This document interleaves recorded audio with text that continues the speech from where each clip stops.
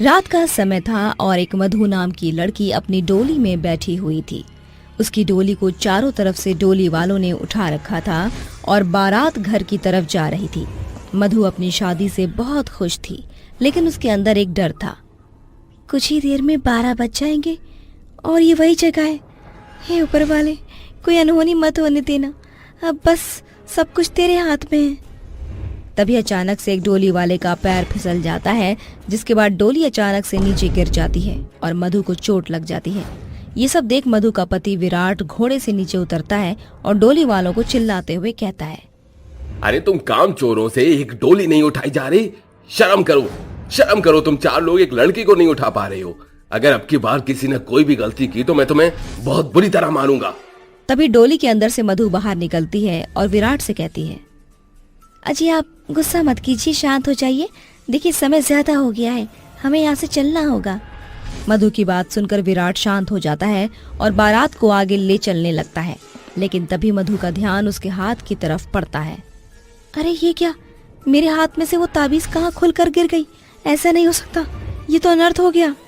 तभी मधु अपनी घड़ी में देखती है जिसमें पूरे 12 बज चुके होते हैं, जिसके बाद वो धीरे धीरे एक बहुत ही भयानक चुड़ैल में बदल जाती है। मुझे कोई नहीं रोक सकता, मैं जो चाहती हूँ वो करके ही रहूंगी। तभी डोली वालों को डोली बहुत भारी लगने लगती है, जिसकी वजह से वो चारों डोली को अपने कंधों से उतार कर नीचे रख देते हैं और विराट से कहते हैं, भाई साहब क्या बताऊं, बहुत भारी लग रही है डोली, इसे उठाना बहुत ही मुश्किल हो रहा है। तभी अचानक से डोली के अंदर से एक बहुत ही भयानक चुड़ैल निकलकर बाहर आती है, जो सबसे कहती है, भारी तो लगेगी ही, क्योंकि इसके अंदर दुल्हन के साथ साथ एक चुड़ैल भी है। लेकिन अफसोस मैंने उस दुल्हन को मार दिया है और अब तुम्हारी बारी है। ये देखकर चुड़ैल एक एक करके उन सबको मारने लगती है, जिसके बाद चुड़ैल विराट को भी मार देती है और उसके गले में रस्सी बांधकर अपनी डोली से बांध देती है। जितने भी लोगों को उसने मारा था वो मर कर भी जिंदा थे और चुड़ैल की डोली को उठाकर ले जा रहे थे। वो भूतिया लोग चुड़ैल की डोली को जंगल के अंदर एक गुफा में ले जाते हैं, जहाँ चुड़ैल विराट के शरीर को एक बड़े से पत्थर के ऊपर रखकर उसके टुकड़े टुकड़े करके खाने लगती है। कितना स्वादिष्ट है, ऐसे ही मैं हर एक दूल्हे को मारकर खा जाऊंगी और किसी को भी नहीं छोड़ूंगी। अगले दिन जैसे ही दूल्हे और दुल्हन के माता पिता को दुल्हन और दूल्हे के गायब होने की खबर मिलती है, वो चारों तरफ उन्हें ढूंढने लगते हैं, लेकिन वो उन्हें ढूंढ नहीं पाते। हे भगवान, कहाँ गायब हो गई है मेरी बेटी? कोई पता ही नहीं लग रहा। आखिर धरती निगल गई या आसमान खा गया। बड़ी मुश्किल से मैंने अपनी बेटी की शादी की थी और उसे ताबीज पहनाई थी, उसके बावजूद भी उसके साथ ही ये सब हो गया। अब मैं क्या करूं? शकुंतला का रो रो कर बहुत बुरा हाल था, जिसके बाद शकुंतला का पति राजीव उससे कहता है, हौसला रखो शकुंतला, हमें हिम्मत से काम लेना होगा। मैं एक तांत्रिक बाबा को जानता हूँ, शायद वो हमारी मदद कर सकते हैं।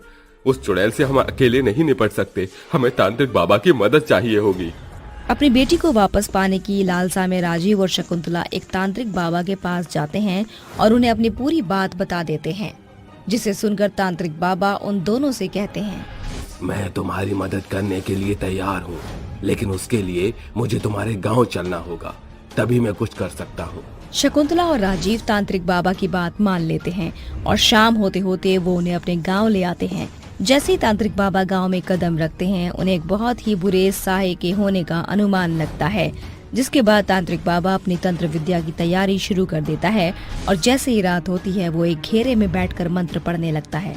ओम ह्रीं क्लीं चामुंडाय विच्चे नमः, ओम ह्रीं क्लीं चामुंडाय विच्चे नमः। तांत्रिक के मंत्र पढ़ते ही चुड़ैल वहाँ प्रकट हो जाती है, जिसके बाद तांत्रिक उससे पूछता है, कौन है तू और यहाँ पर क्या कर रही है? क्यों इन गांव वालों को परेशान कर रही है? चली जा यहाँ से, नहीं तो अच्छा नहीं होगा। मुझे यहाँ से भगाने वाला तू होता कौन है? तू जानता नहीं है कि मैं क्या कर सकती हूँ? देख चुड़ैल, सीधी तरह अपना मकसद बता दे, नहीं तो अच्छा नहीं होगा। तांत्रिक के कई बार बोलने के बाद भी चुड़ैल उसकी एक भी नहीं सुनती, जिसके बाद तांत्रिक बाबा को गुस्सा आता है और वो अपने मंत्रों के द्वारा भभूति पढ़कर चुड़ैल के ऊपर फेंक देते हैं, जिसके बाद चुड़ैल बहुत कमजोर पड़ जाती है और तड़पने लगती है। बता चुड़ैल, अगर अभी भी नहीं बताया तो तेरा इससे भी बुरा हाल कर दूंगा। रुक जाओ, ऐसा मत करो। मैं तुम्हें बताती हूँ कि मैं ऐसा क्यों कर रही हूँ। कुछ समय पहले मैं इस गांव में रहा करती थी और एक दिग्विजय नाम के लड़के से बहुत प्यार करती थी।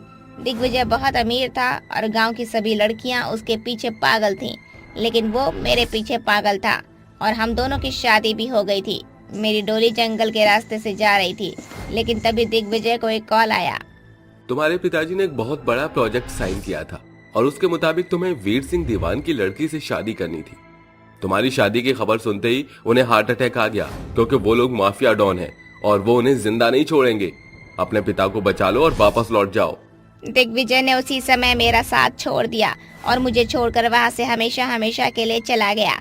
मुझसे ये सदमा बर्दाश्त नहीं हुआ और मैंने वहीं जंगल में अपनी जान दे दी, जिसके बाद मैं एक बहुत भयानक चुड़ैल बन गई।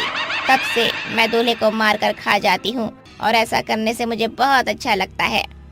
देख चुड़ैल, तेरे साथ जो भी हुआ उसे भूल जा और इस गांव को छोड़कर यहाँ से चली जा। इन मासूम लोगों को मारना बंद कर। इन्होंने तेरा कुछ नहीं बिगाड़ा, ये बेकसूर है। मैं यहाँ से कहीं नहीं जाऊंगी। मैं अपनी मौत का बदला सबसे लूंगी। तांत्रिक चुड़ैल को कई बार समझाता है, लेकिन वो उसकी एक नहीं सुनती, जिसके बाद तांत्रिक बाबा को न चाहते हुए भी चुड़ैल को मुक्ति दिलाने के लिए अपना आखिरी मंत्र पढ़ना पड़ता है। जटाटवी गलत जल प्रभा पावित स्थले गले वलंब लंबिता भुजंग तुंग मालिका डमन डमन डमन निवाद निकम चकार चंड तांडवम तनोतुना शिवा शिवम। मंत्र के उपचारों से चुड़ैल बहुत ज्यादा कमजोर पड़ जाती है और उसका शरीर अपने आप जलने लगता है, जिसके बाद वो वहाँ से हमेशा के लिए मुक्त हो जाती है।